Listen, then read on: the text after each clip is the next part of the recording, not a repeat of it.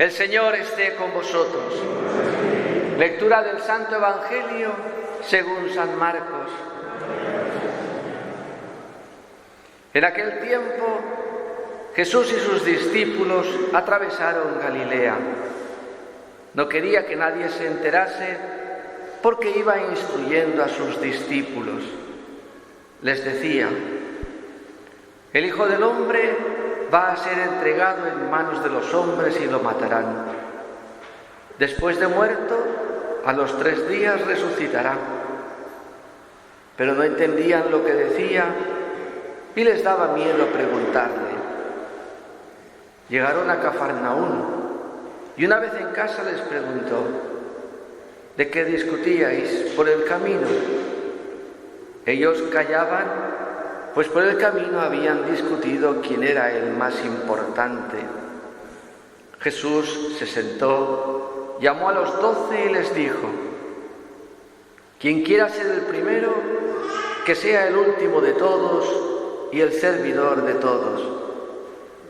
Y tomando un niño, lo puso en medio de ellos, lo abrazó y les dijo: el que acoge a un niño como este en mi nombre, me acoge a mí.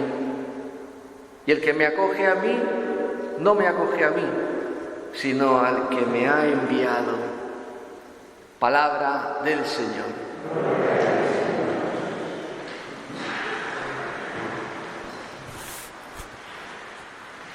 Buenos días, queridos hermanos. Ya el domingo pasado escuchábamos, a Jesús que hablaba, a sus discípulos y se lo explicaba todo con claridad, con toda claridad. ¿Qué les explicaba? Pues lo mismo que ha dicho hoy. El Hijo del Hombre tiene que padecer mucho, ser reprobado por los ancianos, sumos sacerdotes y escribas, ser ejecutado y resucitar a los 3 días. Eso es el Mesías, decíamos. Los discípulos creen, Pedro contestaba, decía: ¿tú quién eres?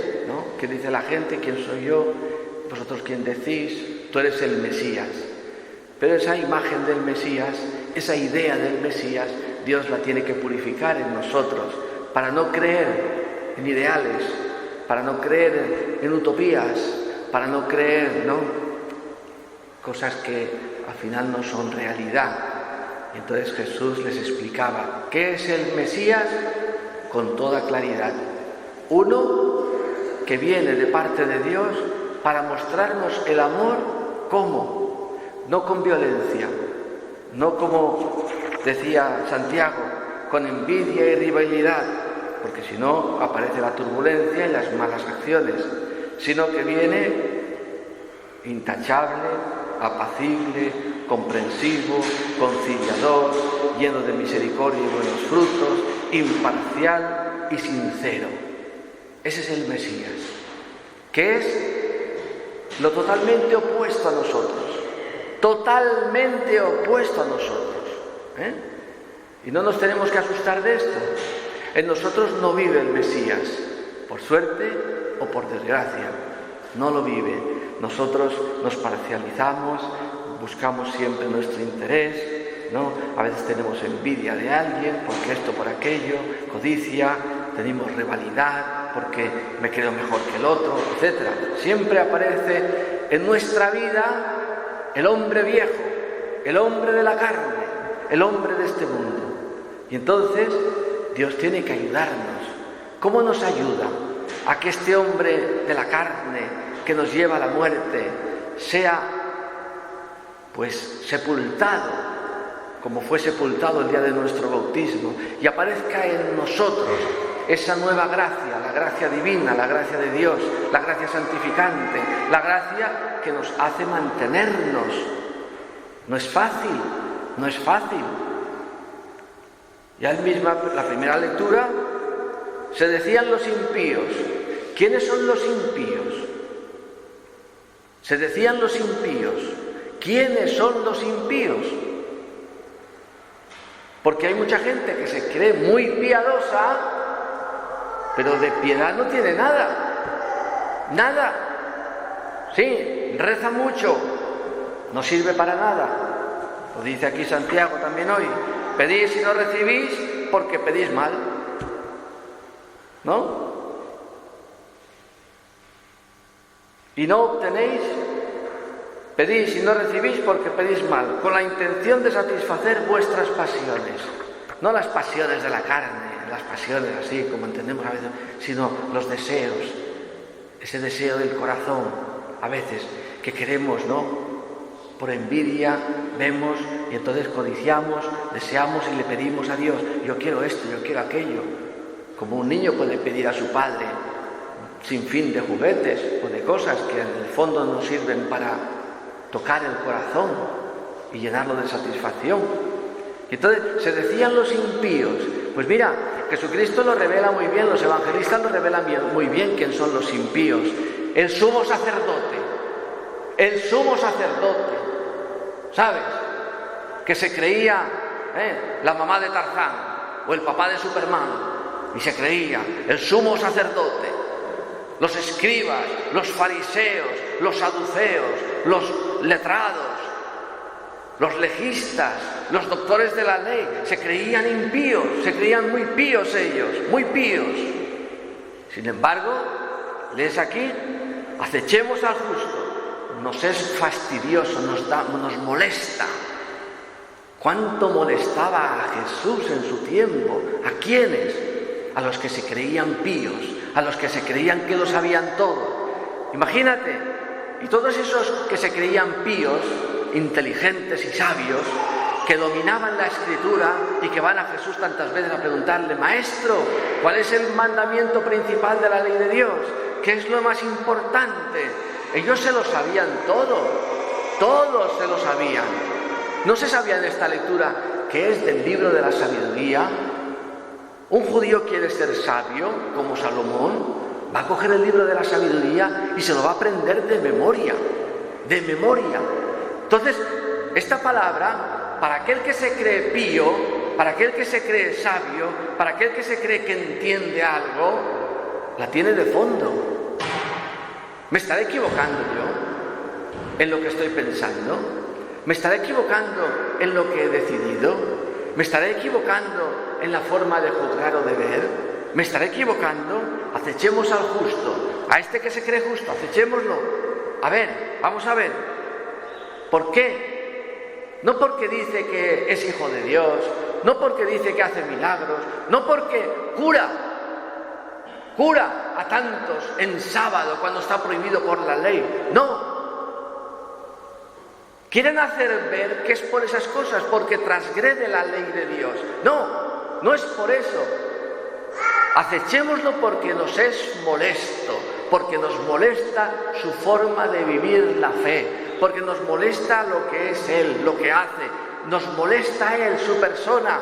No sé si a ti te pasa, a mí me pasa, a mí, que soy cura, me pasa. Que ves a alguna gente y te molesta. ¿Y qué te ha hecho? No me ha hecho nada, pero no te cae en gracia. A mí hay gente que no me cae en gracia, tengo que decirlo, soy así de pobre. ¿Qué me ha hecho? Nada, pero me molesta.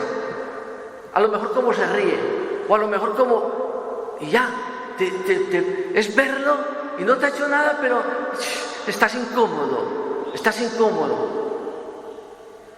Le tendrás envidia, tendrás alguna rivalidad, verás en él algo que tú quisieras y no tienes. Tantas cosas pueden ser. Atento, porque en el fondo no te ha hecho nada, pero te resulta incómodo. Eso le pasaba a toda esta gente. Veamos si es verdad lo que dice. Veamos a ver si es verdad lo que dice, que Dios es su Padre, que Dios lo defiende, que Dios le va a ayudar, que Dios. A ver si todo eso que él hace, tantos milagros, tantas cosas buenas, le sirve de algo. A ver en qué queda todo este hombre. Veamos, comprobando cómo es su muerte. Porque si es hijo de Dios, si el justo es hijo de Dios, Dios le ayudará.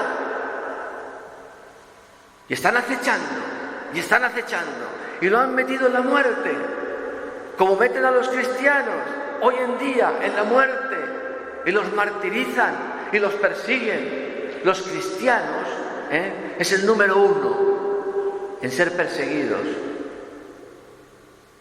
Los cristianos hoy mueren como consecuencia de víctimas de otra gente, ¿entiendes? En todos los países del mundo, en todos los países del mundo. Vamos a ver cómo es su muerte, pero muere de una forma distinta, que aquel que verdaderamente tiene rectitud de intención sabe ver, porque el mismo Pablo, iba persiguiendo a los cristianos, le eran incómodos, le eran fastidiosos, le eran los cristianos, le ponían en jaque, le hacían ver o le hacían dudar de su fe. Y no puede ser, no se puede dudar de la fe. Y entonces iba persiguiendo a los cristianos a martirizarlos para quitarlos del medio, porque muerto el perro, se acaba la rabia. ¿Quién lo ha dicho eso? ¿Quién lo ha dicho eso? Y entonces, en un momento dado, Pablo se da cuenta de su necedad, de su estupidez, de su insensatez, de su impiedad. Y entonces, Dios le ayuda y lo derriba de esa idolatría que tenía él, que no era fe, era una idolatría de Dios. Y aquello que era bueno, él lo hacía malo. Aquello que valía la pena, él no lo sabía disfrutar. Y te puede pasar a ti, me puede pasar a mí hoy. Y entonces podemos verlo, podemos tener de fondo esto, porque unos cuando ven el triunfo de Jesucristo sobre el pecado, el odio y la muerte, no se convierten, no se dan cuenta de lo que han hecho. No, decir que han venido sus secuaces, sus discípulos, han robado el cadáver y decirlo, y nosotros los defenderemos. Pero no has visto, no te das cuenta, es que no hay más ciego que el que no quiere ver. Tú no te das cuenta, eso es convertirse. Convertirse es darte cuenta que donde tú creías, ahí no hay fruto, que donde tú esperabas encontrar, al final tu corazón está vacío. Imagínate, y entonces me convierto. Es verdad, he sido un burro. He sido un necio, he sido un torpe. Ayúdame a empezar de nuevo. Y empiezas de nuevo, como empezó San Pablo, ayudado por la Iglesia, ayudado por Ananías, ayudado por los cristianos, que lo llevan, lo cuidan, le imponen las manos en nombre de Dios, y empieza una vida nueva. ¿Ha visto? Pero mientras el cristiano perseguido, el Cristo perseguido, ¿cómo responde? Como responde el Salmo responsorial: el Señor sostiene mi vida. ¿Es verdad que Dios existe? Sí, Dios existe. ¿Por qué? Porque sostiene mi vida contra gente, como decía por aquí, insensata, contra gente insolente, contra gente que no tiene nada dentro, solo un corazón amargado, solo un corazón duro, solo un corazón muerto. Y entonces el Señor sostiene mi vida. Y así el orante, así el que se siente morir, el que se siente desfallecer: oh Dios, sálvame por tu nombre, sal por mí con tu poder, escucha mis súplicas, atiende a mis palabras, a mi oración, a mis rezos, a mis lágrimas, a mi angustia. Y así, ¿por qué? Porque unos insolentes se alzan contra mí, hombres violentos me persiguen para darme muerte, no te tienen presente a ti delante. Y entonces, al final termina el Salmo, al final termina el orante, al final estamos llamados a terminar tú y yo. Dios es mi auxilio. El Señor sostiene mi vida. He puesto mi vida en sus manos y no he quedado engañado, no he quedado confundido, no he quedado ignorado en la oración. Por eso vengo a la Eucaristía a ofrecer un sacrificio voluntario, dando gracias a tu nombre, que es bueno. Me has hecho justicia, me has ayudado, me has defendido, me has valorado, no me has dejado de lado, no me has dejado ignorado en mi oración. Hoy puedo venir a la misa, a la iglesia, a decir: cuán grande es el Señor. El Señor es bueno, el Señor es bueno, y el único malo que hay aquí soy yo. Y frente a mi maldad, frente a mis pecados, Él suple. ¿Por qué? Lo dice Jesucristo. Yo quiero ser el primero. Los discípulos quieren ser los primeros. Aquí nadie quiere ser el último. ¿Quién es el último? El último es el tonto, el último es el bobo, el último es el burro, el último es el chiquilicuatre, el último es el que no sabe hacerse valer, el último... No. ¿Tú quieres ser el primero? Te dice el Jesús. Hazte el último. Hazte el último. Serás el primero. Quien quiera ser el primero, que sea el último de todos y el servidor de todos. Qué bonito esto, qué bonito, pero qué incómodo, qué difícil. No es fácil vivirlo. Empieza Jesucristo y empieza a decir lo mismo del domingo pasado.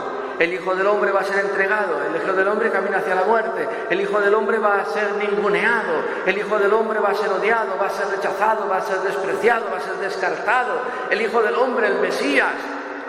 Y los otros, y Jesús está hablando a esta gente y les habla más rato que la homilía que hago yo, todo el día, porque no quería que nadie se enterase, atravesando Galilea, un día, 2 días caminando para atravesar Galilea, como Castellón, desde Almenara hasta Benicarló, atravesando Galilea, no quería que nadie se enterara, porque en ese camino, 2 días, un día, iba enseñando, instruyendo.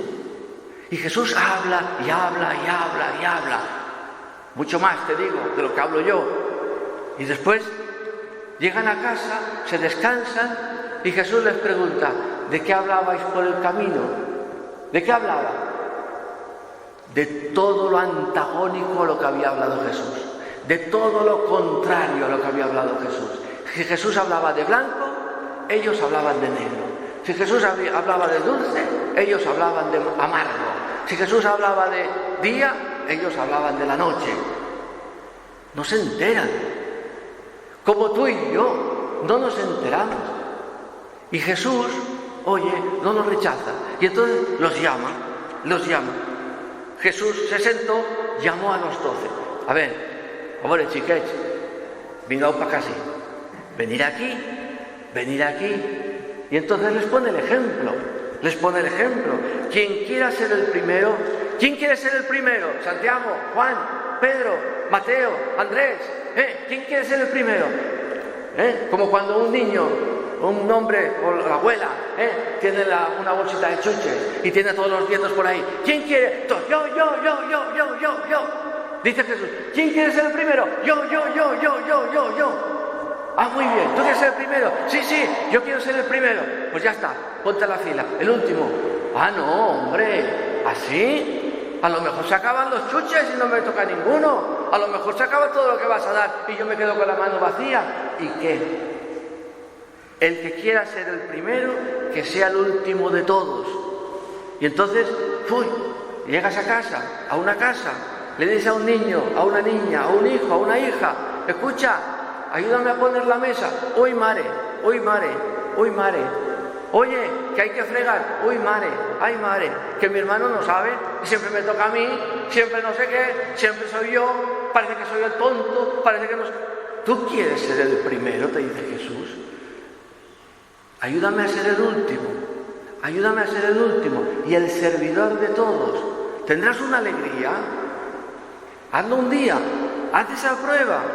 Para que experimentes que la palabra de Dios no es mentira. Por eso coge a un niño, lo pone en medio de ellos, lo abraza y le dice, el que acoge a un niño como este en mi nombre, me acoge a mí. Imagínate, a lo que nos sirve en una casa, lo último, en aquellos tiempos, un niño solo servía ¿para qué? Para hacer de caos. Un niño me molesta, el que acoge a un niño como este en mi nombre, a mí me acoge. Al que acoge esta palabra como un niño, me acoge a mí y producirá fruto. Por eso, hermanos, alegrémonos de que Jesús no viene con tonterías a hablarnos, viene con la verdad. Una verdad que no nos gusta. A mí no me gusta ser el último, no me gusta. Podría decir que hasta lo odio ser el último. Pero bueno, Señor, ayúdame, dame tu espíritu. Tú eres el primero, el alfa y la omega. Luego, si tú te vas a poner el último de la fila, no te preocupes, que todavía por detrás de ti va a estar Jesús. Jesucristo va a estar todavía detrás de ti. Por lo tanto, nada, ánimo, hermanos, que el Señor nos ayude en esta mañana, en esta semana, a poder vivir con esperanza esta palabra y recibir de ella la fuerza, la sabiduría, la entereza, el coraje que necesita nuestra fe para tener ese testimonio verdadero de que lo que dice Jesús se cumple y se realiza. Que así sea.